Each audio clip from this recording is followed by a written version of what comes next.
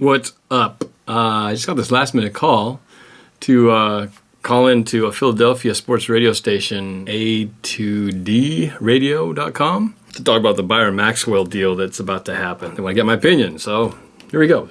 Is this Norb on the line? Yeah, this is Norb. Hey, Norb.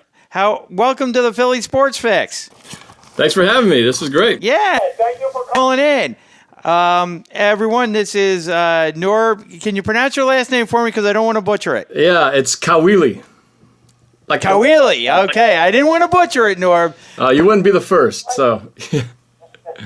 But we can find you on the NorbCam on YouTube, correct? That's correct. Yes, sir. Yes, he is a Seattle Seahawks fan. Yes. And I have to say, Mr. Norb, I've watched your videos and I enjoyed them. Definitely the one where the Seattle Seahawks came back and provided that win against Green Bay. I enjoyed that video very much.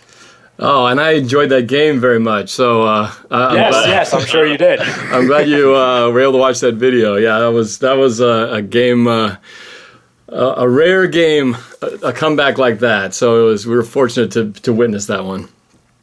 Now, I'm an Eagles fan, but I that was a very exciting game, and I couldn't imagine because you were at the stadium, and I was sitting at home watching that, and I was on my feet the entire game. So I can't. If I was there, I can't believe the reaction, and I would just love to have been there in that atmosphere. That's for darn sure. Yeah, it was one of the most exciting games I can remember having gone to, and I've been to quite a few of them. So I think we've been, over the last couple of years, we've been lucky that most of the Seahawks games have been close. Whether we win or lose, they've been pretty down to the wire. Less than 10 points, usually the margin of difference. So every game has always been a little bit of a heart attack, but that one really took the cake. But yeah, that was amazing. The Super Bowl almost rivaled that. It should have, but that's a whole other story.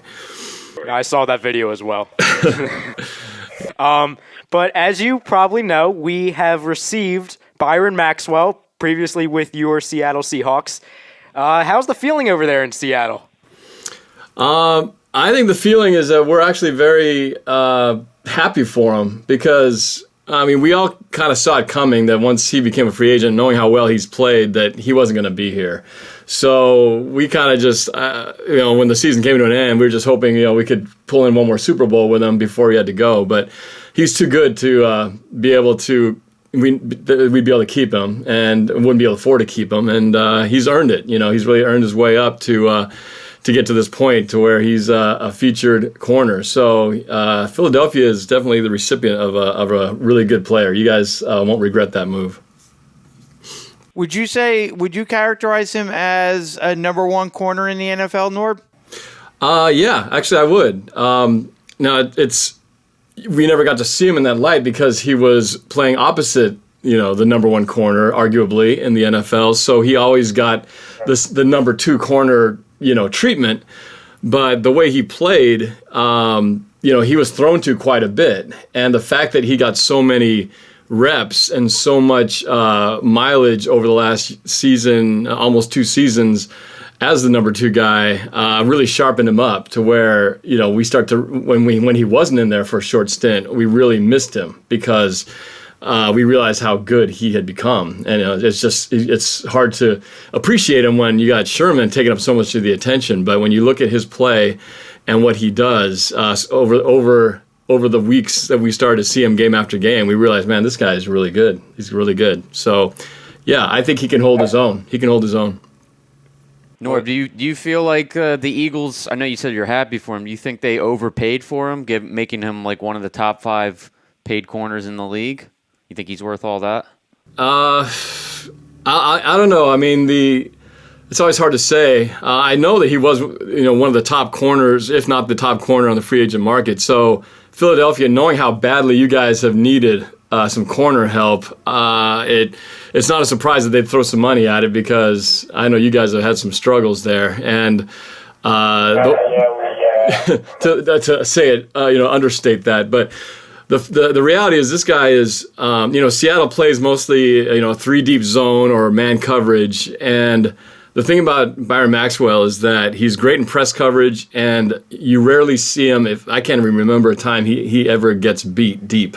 And so while you guys may have seen that quite a bit, we rarely saw that in our, when we'd play, when you'd see him playing corner. So, you get a lot of underneath stuff, but that's because teams would take what they can get. And so, we'd see a lot of that, but, that's kind of part of the zone formation and everything. But when it comes to making sure that, the corner's main job is not to get beat deep, get that third of the field under control. And that's what he did. So I think it's a good investment. Might have been on the high side, but, I think you guys won't regret spending that money. Now, do you think the Seahawks are weakened a bit with Maxwell going to Philly? Well, definitely losing him was a hit. I think we felt pretty good because for the last 2 seasons, we had a lot of depth in our secondary to the point where we felt like we probably had a couple of number ones, guys who could have been number ones on other teams, particularly Jeremy Lane, and then last year we had Walter Thurman. Those guys were all top-tier cornerbacks, arguably. But then we're a little bit of a hit now just because with Maxwell gone and then Jeremy Lane getting injured in the Super Bowl, we don't have quite as much depth as we thought we had. So we're kind of -2 right there. So some of the guys who were behind them, oh gosh, the name escapes me. Our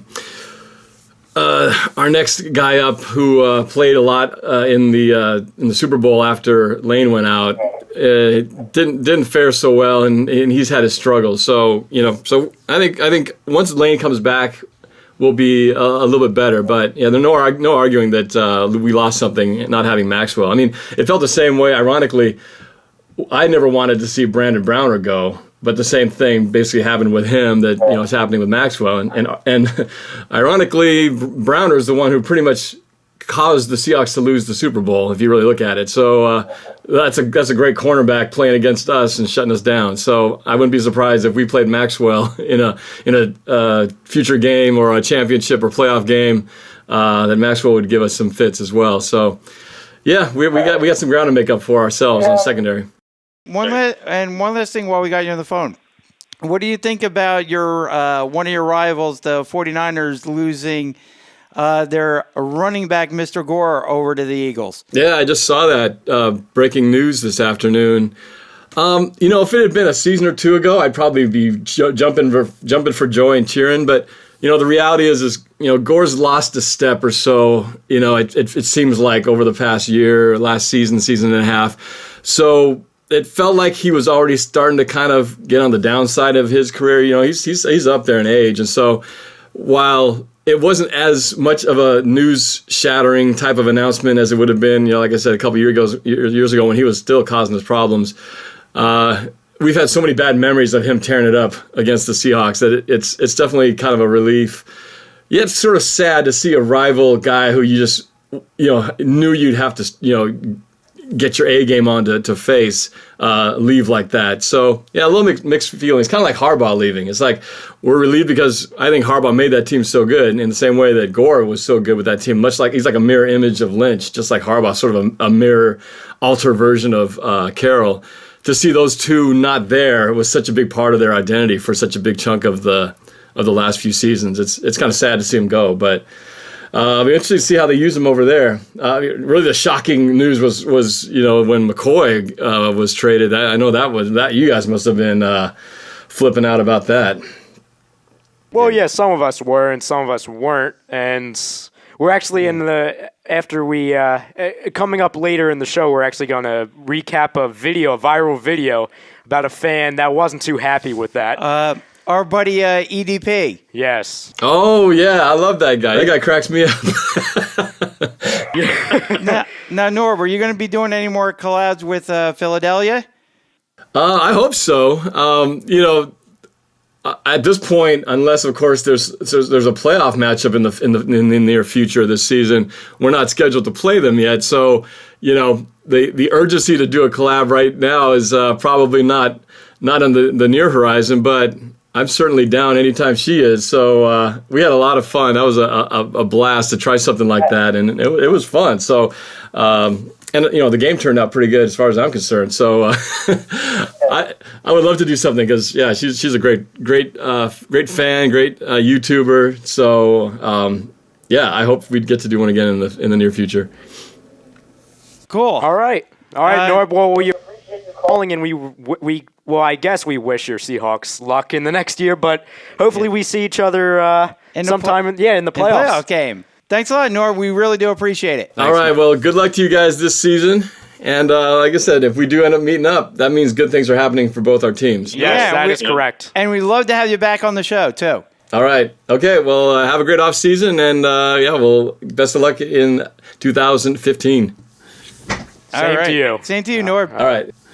Thanks for having me. Appreciate it.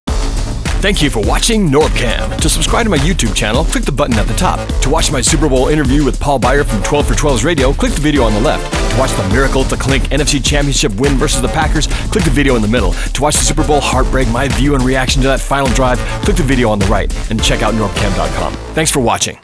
Go Hawks!